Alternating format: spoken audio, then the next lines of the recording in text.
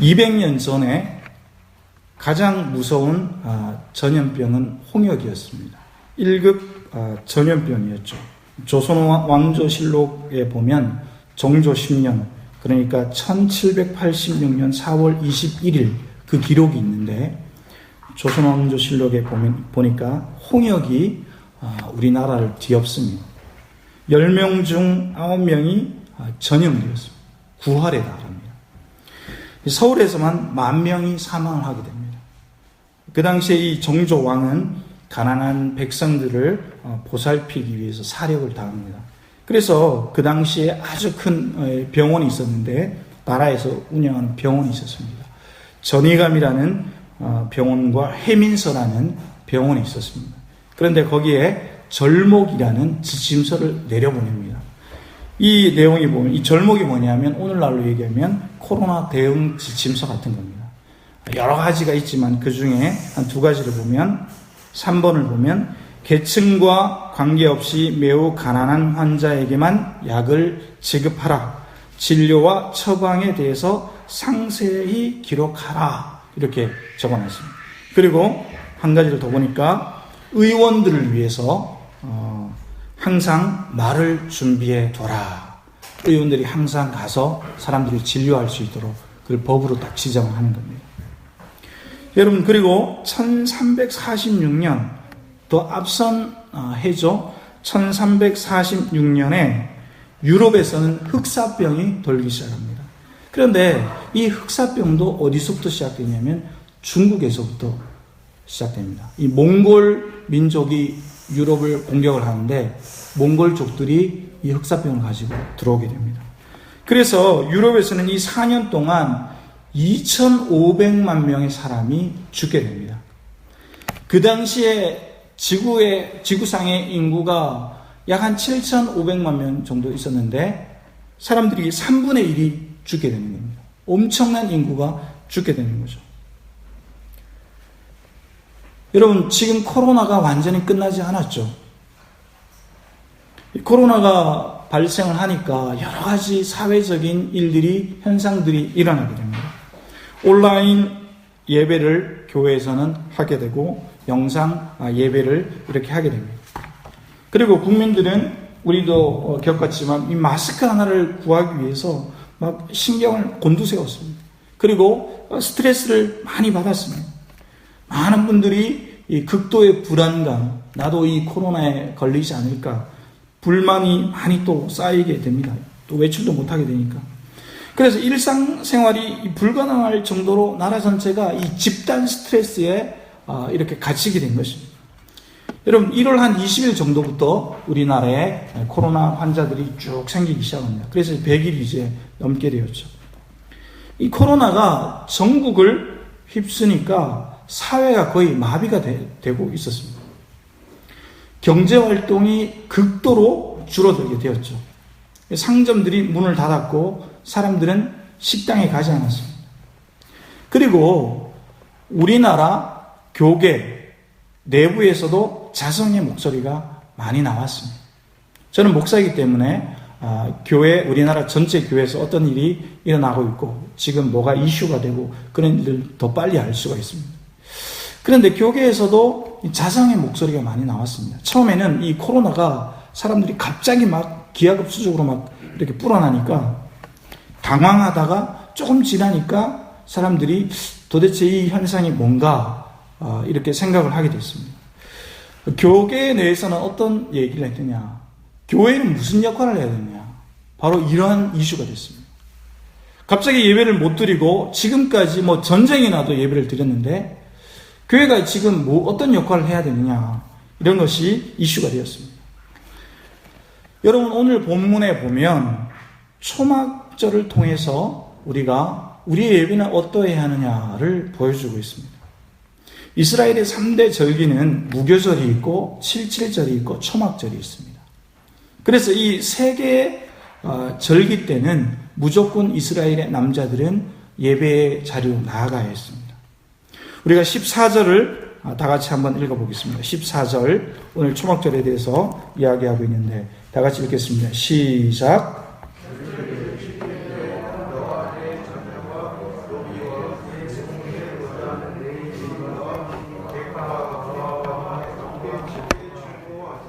여러분, 이 초막절을 지킬 때에 반드시 해야 될 것은 뭐냐? 첫 번째는 객과 함께 즐거워하는 겁니다. 자, 여기 보니까 너와 내 자녀와 노비와 내 성중에 거주하는 레위인과 객과 고아와 과부가 함께 즐거워하라. 여러분, 함께 즐거워하라. 동그라미를 쳐놓으십시오. 함께 즐거워하라. 이 초막절은 추수를 하는 절기거든요. 그리고 두 가지 행사를 합니다. 하나는 축제입니다.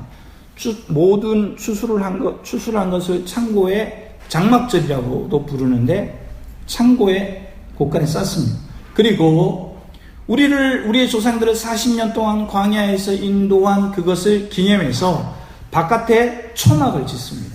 이 초막이라는 게 어떤 거냐? 나무 짝대기를 4개 딱 세우고 그 위에 나무 가지를 얹습니다. 그러니까 지금과 같은 텐트에 좋은 천이 없기 때문에 그냥 대충 나무를 세우고 햇볕만 가리게 이렇게 하는 겁니다. 그래가지고 거기서 일주일을 보내는 겁니다. 그런데 함께 보내는 사람이 자녀, 노비, 레위인, 고아와 과부와 그리고 이런 사람들은 우리가 이해를 할 수가 있어요. 그런데 여기 객이 포함되어 있습니다. 오늘 말씀의 제목이 객이 들어가 있잖아요. 객은 손님을 얘기하죠. 그런데 어떤 손님이냐? 이스라엘에 거주하는 타국인을 얘기하는 겁니다. 다른 나라 사람들. 우리나라로 지금 이제 보면은 이주 노동자들이죠. 그래서 이 사람들은 전쟁이나 기근 때문에 이스라엘에 먹을 것이 있다는 소문을 듣고 이스라엘에 들어온 사람들이에요. 그런데 이 사람들에게는 토지를 소유할 권리가 없었어요. 그리고 다른 소유물도 소유할 수 있는 권리가 없었어요. 재산권이 없었어요. 그리고 결혼도 할 수가 없었어요. 이스라엘 사람들과. 법적인 권리가 아무것도 없었단 말이에요. 오늘날로 이야기하면 의료보험도 되지 않았다는 겁니다. 여러분, 최근에 어떤 불법 노동자가 우리나라 사람들 불이났는데 많은 사람들이 구해줬잖아요. 그런데 그 사람이 불법 노동자이기 때문에, 불법 이민자이기 때문에, 체류자이기 때문에 그 사람이 아무런 혜택을 받지 못해요. 그냥 쫓겨나야 되는 겁니다. 그런데 우리나라 사람들이 너무 감사해서 그 사람들 이제 나라에 이렇게 말도 해가지고 치료가 끝나는 시간까지 한 달 동안 더 머무르게 했죠. 하나님은 고아와 과부와 함께 자비를 베풀어야 한다라고 말씀을 하시고 타국인들도 함께 이 초막절을 지키라고 하는 것입니다. 가장 기쁘고 가장 즐거운 날에 가장 연약한 사회적 약자들을 생각해라 라고 하나님은 명령하시는 것입니다.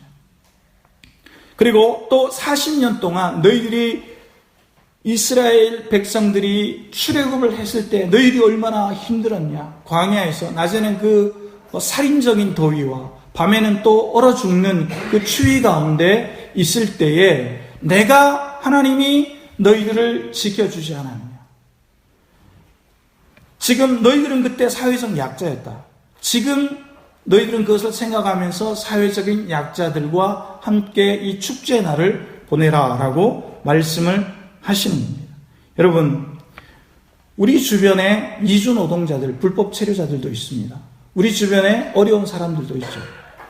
우리가 살아가면서 많이 만나죠. 여러분들 그런 분들, 사회적 약자들을 잘 섬길 수 있는 여러분 되시기를 예수님의 이름으로 축복합니다. 두 번째를 보면 온전한 예배자가 되라 라고 말씀합니다. 이 15절부터 그 말씀을 하시는데 15절을 우리가 다 같이 한번 읽어보겠습니다. 15절 시작.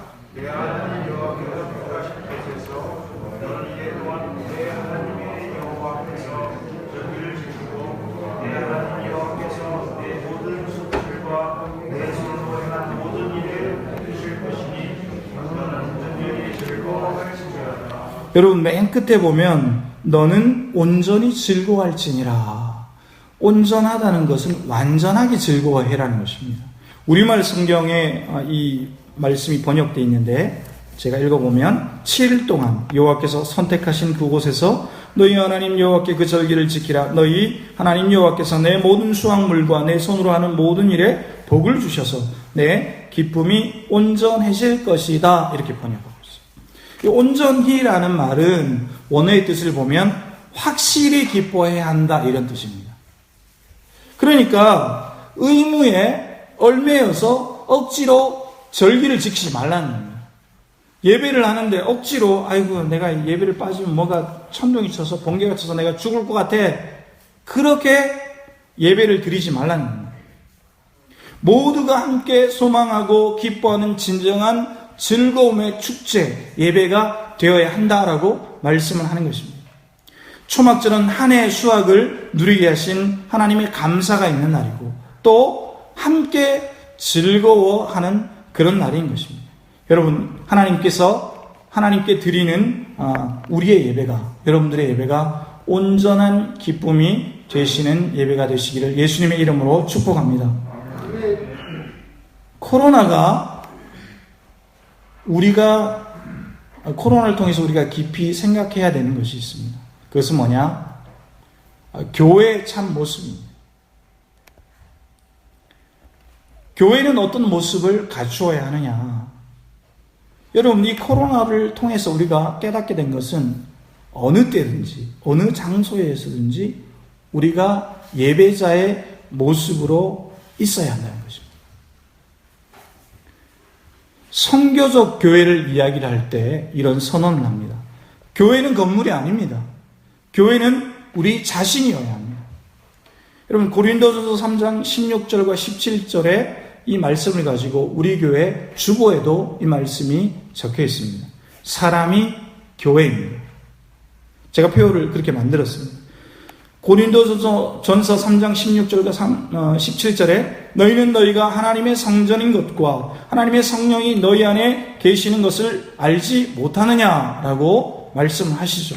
너희가 성전이다. 사람이 교회다라고 말씀을 하는 겁니다. 우리 교단에서 표로 주장하는 선언이 있습니다. 그것이 뭐냐? 개혁된 교회는 계속 개혁되어야 한다. 이 선언입니다. 그래서 제가 나온 총신 신학대학원에 가면 이 모토가 있어요. 이걸 쫙 써놨어요. 개혁된 교회는 계속 되어야 합니다. 계속 개혁되어야 합니다. 이게 무슨 말이냐면 예수님께서 2000년 전에 오시고 교회가 생겼잖아요. 근데 그 교회가 2000년 전에 머물러 있으면 안 된다는 거예요. 교회가 그 시대와 시대의 고민을 품고 교회의 역할을 생각해야 된다는 것입니다. 여러분, 그래서 우리가 숫자적으로 많이 부흥하던 그 30년 전, 40년 전에 그때의 추억에 취해서 그때 참 좋았지, 그렇게 있으면 안 된다는 겁니다.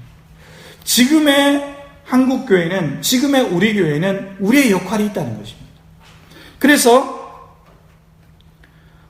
예수님께서는 광야에서 시험을 당하실 때 떡으로만 살 것이 아니다 라고 말씀하십니다.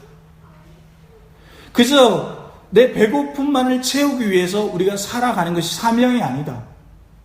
하나님의 말씀으로 하나님의 나라와 이 사회를 위해서 살아야 한다라고 말씀을 하는 것입니다.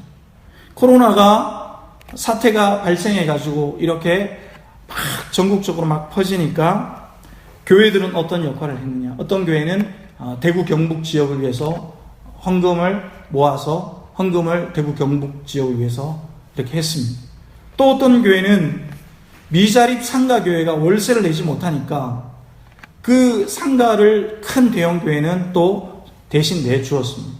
그리고 어떤 교회는 이 시골 지역에 또 미자립 교회 목사님들은 또 사례비도 받지 못하고 있으니까 그 목사님들의 사례비를 또 지원하기도 했습니다.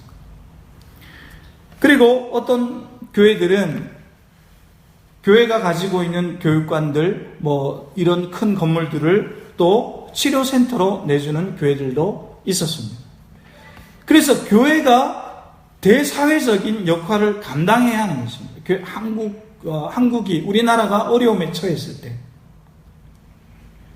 제자들의 이 삶의 예배가 어떠해야 하는가? 나는 나의 삶 가운데 한 주간을 살아가면서 내 역할은 뭐냐? 여러분, 우리도 그런 생각을 해야 되는 것입니다. 이웃을 품는 예배, 이웃을 섬기는 이 영성이 있어야 된다는 것입니다. 여러분, 그래서 시대가 교회를 걱정하면 안 되는 것입니다. 교회가 시대를 걱정해야 되는 그런 우리의 모습이 되어야 한다는 것입니다. 여러분, 16절, 17절을 보니까 너희 가운데 모든 남자는 1년에 3번 곧 무교절과 77절과 초막절에 내 하나님 여호와께서 택하신 곳에서 여호와를 배웁되 빈손으로 여호와를 배웁지 말고 각 사람이 내 하나님 여호와께서 주신 복을 따라 그 힘대로 드릴지니라. 여호와께서 각 사람의 주신 복을 기준으로 예물을 드리고 소유와 능력에 맞게 드려라 라는 것입니다. 그런데 하나님께 예배자의 모습으로 서 있으라, 하나님께 예물을 드리고 참된 예배자가 되라는 것입니다. 그런데 이것은 뭐냐면 이제는 우리는 우리의 시대를 살아가면서 우리가 사회를 위해서 또 민족을 위해서 더 확장적인 선교사적인 교회의 역할을 감당해야 된다는 것입니다. 여러분, 오늘 말씀을 통해서 우리가 세 번째 조금 묵상해야 될 것은 뭐냐면 공의로운 제자들이 되라는 것입니다. 세 번째, 오늘 18절과 20절에 이 말씀이 나오는데 각 지파에는 재판장이 있었습니다. 이스라엘에는. 그리고 지도자들이 있었죠. 그런데 그 재판장들과 지도자들에게 너희들이 초막절에 절기 때에 공의로 백성을 재판해야 한다라고 말씀합니다. 이 공의라는 것은 어떤 것이냐? 공평하고 한자의 뜻이 뭐냐면 공평할 공에다가 의로울 의입니다. 그래서 공평하고 의롭게 재판하라는 거죠. 누가 부자라고 그래서 편들어 주지 말고 누가 뭐 잘생겼다고 해서 편들어 주지 말라는 것입니다. 부자나 가난한 자나 있는 자나 없는 자나 공평하게 재판을 하라는 것입니다. 그래서 18절과 19절 우리가 다 같이 한번 읽어보겠습니다. 18절과 19절 우리 저 뒤에 저 좀 꺼주세요. 18절 19절 시작.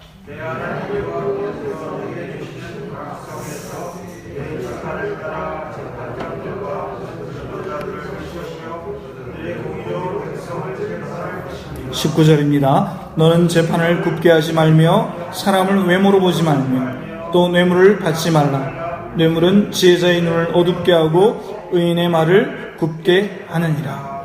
그리고 20절에 보니까 이 말씀이 있습니다. 너는 마땅히 공의만을 따르라. 그리하면 내가 살겠고 내 하나님 여호와께서 내게 주시는 땅을 차지하리라. 공의롭게 공평하고 의롭게 그렇게 재판하면 지도자들은 하나님께서 너에게 주신 그 땅을 차지하게 될 것이다. 하나님께서 이 땅에 살면서 복을 주실 거라는 것입니다. 여러분, 그래서 우리의 삶은요 항상 공평하고 의로워야 하는 것입니다. 우리의 삶은 어떤 세상의 이익을 취하기 위해서 현혹되어서는 안 된다는 것입니다. 여러분, 우리가 코로나 사태가 발생하니까 마스크 대란이 일어났습니다. 마스크 오부제를 했죠. 저는 이번에 KF94라는 말이 무슨 말인지 알게 됐습니다. 여러분들은 모르셨잖아요. KF94. 그것이 마스크의 그 촘촘한 그 상태라는 것을, 그 기준이라는 것을 처음 알게 됐습니다. 그래서 농협에, 우체국에, 약국에 줄을 서가지고 그 마스크 하나를 얻기 위해서 우리가 열심히 노력을 했습니다. 500원이었는데 이것이 6,000원까지 올라가지고 인터넷에서는 20만 원이 넘고 이런 일이 벌어졌죠. 또 며칠 전에는 군 간부가 이 장병들에게 나눠주라고 마스크를 줬더니 그걸 이렇게 자기가 빼가지고 또 팔아먹은 일도 뉴스에 나왔습니다. 여러분, 초막절은 지나간 일에 대한 감사, 그리고 지금 내가 살아가고 있는 오늘에 대한 감사, 그리고 앞으로 다가올 일에 대한 감사를 하라고 초막절을 지키라고 하는 것입니다. 공의로 재판해라. 그것은 뭐냐면 어떤 일에 대해서 거짓말해가지고 이득을 취하지 말라는 것입니다. 여러분, 이번 한 주간이 지나간 일에 대한 감사로 가득 차시기를 예수님의 이름으로 축복합니다. 현재 일에 대한 감사로 가득 차시기를 축복합니다. 또 다가올 일에 대한 감사로 가득 차시기를 예수님의 이름으로 축복을 합니다. 우리가 네 번째로 묵상해야 될 것은 바로 자신을 위해서 우상을 만들지 말라는 것입니다. 이제 5월은 감사의 달입니다.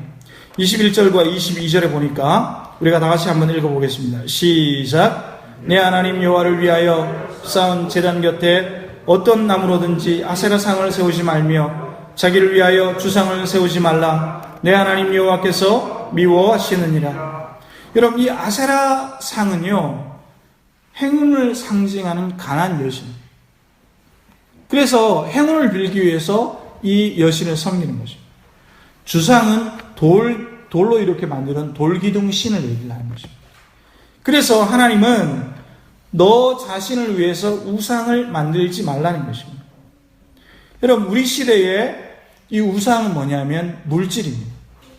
우리 시대의 우상은 물질주의입니다. 물질 자체는 나쁜 것이 아니지만 물질만에 매달려 있는 물질주의는 나쁜 것입니다. 그래서 우리 시대는 물질로 모든 것을 평가하는 경향이 있습니다. 그래서 물질의 탐욕에 이끌려서 그렇게 살다 보면 하나님도 소용없는 그런 생활을 하게 되는 것입니다. 이 물질의 탐욕에 빠지면 하나님의 말씀이 귀에 들어오지 않습니다. 물질이 나를 이끌어가는 그런 삶을 살게 되는 것입니다. 물질의 노예가 되는 것입니다. 여러분, 지난 4월 3일에 4월 초에 어떤 일이 있었냐면 미국에 이 핵 추진 항모가 있습니다. 항공모함이 있죠.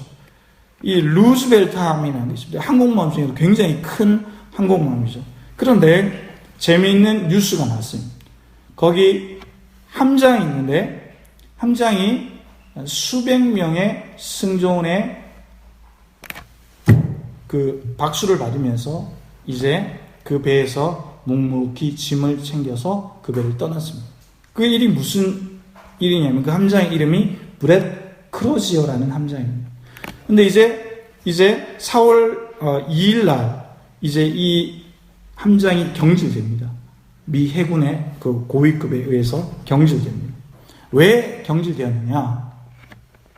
코로나가 그 항공모함에 발생하기 시작했습니다. 그래가지고 이 크로지 함장이 이렇게 보니까 거기 항공모함에 5,000명이 타고 있었던 것입니다. 그러니까 굉장히 이 군장병들이 다 코로나에 걸리게 생겼거든요. 그러니까 편지를 써가지고 이제 상부에 보고합니다. 지금 여기 5,000명이 타고 있는데 코로나에 다 이제 걸릴 수 있습니다. 이거 어떻게 하면 좋습니까? 빨리 항구로 기지로 돌아가가지고 다 내려야 됩니다. 라고 합니다. 그런데 상부에서는 안 된다. 중국을 견제하기 위해서 목적지로 가라. 라고 이렇게 얘기합니다. 그래서 이 함장이 언론에 이것을 살짝 보냅니다. 그러니까 언론에 이슈가 됩니다. 그러면서 경질되었고 4월 3일 날 이 사람이 이제 그 배에서 명령에 의해서 내리게 됩니다. 그러면서 이 사람이 이런 인터뷰를 합니다. 지금은 전시가 아닙니다. 전쟁 중이 아닙니다. 이 승조원들이 배 안에서 이렇게 죽어갈 이유가 없습니다. 5,000명이나 되는 사람들이. 다른 데 도망갈 데도 없고 피할 데도 없으니까 시간이 지나면 5,000명이 지금 걸리게 되어 있습니다. 제가 그걸 확인해 볼게요. 지금은 600명이 이 확진자가 생긴 거예요. 거기 안에서. 이 함장이 5,000명을 이끄는 이 해군 함장이 어떤 생각을 했을까? 자기의 이 부하들을 그만큼 사랑했다는 거잖아요. 자기의 이 출세길을 다 포기하고 자기가 경질될 거를 생각하고 자기의 부하들을 위해서 희생한 거란 말이에요. 여러분, 자신을 위해서 우상을 만들지 말라. 이것은 뭐냐? 하나님만 섬기라는 것이고 하나님만을 섬기라는 것은 하나님의 영광을 위해서 이 시대를 살아가라는 것입니다. 여러분, 이 코로나 사태 때 우리가 생각해야 되는 것은 교회의 역할입니다. 나는 뭘 해야 되냐, 이 코로나 사태 때. 내가 어떤 사명을 감당해야 합니다. 여러분, 저도 우리 예배가 아주 이제 드리지 못하는 예배가 많았잖아요. 그냥 한 번만 예배를 드렸잖아요. 그리고 우리나라 이 사회가 많이 혼란에 빠지는 모습이 보이기 시작했습니다. 그래서 바이러스 이 하나가 전 세계를 공포로 몰아넣는구나, 그런 생각을 많이 했습니다. 이제 말씀을 마칩니다. 이사야 6장 13절을 보면 이렇게 말씀하고 있습니다. 그 중에 10분의 1이 아직 남아있을지라도 이것도 황폐하게 될 것이나 밤나무와 상수리 나무가 배임을 당하여도 그 그루터기는 남아있는 것 같이 거룩한 씨가 이 땅에 그루터기니라 하시더라. 뭐냐면 이것은 곧 복음을 지키고 어려운 시대를 살아가는 한 사람의 제자를 가리키는 겁니다. 밤나무도 상수리 나무도 배임을 당할 것이다. 그러나 이 그루터기와 같은 신앙을 끝까지 지키는 주님의 제자들은 거룩한 씨로서 남아있을 것이다. 여러분, 어떤 사람이 이런 얘기를 합니다. 지금은 보이지 않는 교회 위기의 시대다. 여러분, 우리의 이 신앙의 역사를 보면 순교의 시대가 있었습니다. 순교의 시대 때는 순교로서 사명을 우리의 선조들은 감당했습니다. 핍박의 시대에는 핍박을 견디면서 사명을 감당했습니다. 우리의 시대는 어떠해야 하느냐? 우리의 시대는 우리는 예수님의 제자로서 복음의 통로로서 사명을 감당해야 하는 것입니다. 여러분, 그 그루터기는 남아있는 것 같이 거룩한 씨가 이 땅에 그루터기니라. 여러분, 이 말씀을 꼭 기억하시기 바랍니다. 오늘 본문에 16장 14절에 보면 이 말씀을 하십니다. 절기를 지킬 때에 너와 내 자녀, 노비와 내 성중에 거주하는 레위인과 객과 고아와 과부가 함께 즐거워하여라. 어려운 시대를 살아가는 오늘, 코로나 사태 때문에 사회적으로 모두가 마음이 위축되는 이 시대에 너와 내 자녀와 노비와 내 성중에 거주하는 레위인과 객과 고아와 과부와 함께 어려움을 극복해내라는 것입니다. 여러분, 이번 한 주간을 살아내실 때에 어려운 사람들을 볼 줄 아는 그루터기와 같은 제자들의 삶을 살아내시기를 예수님의 이름으로 축복합니다. 기도하시겠습니다. 주의 손에 나의 손을 고개고 또 주의 발에 나의 발을 고개요. 나 주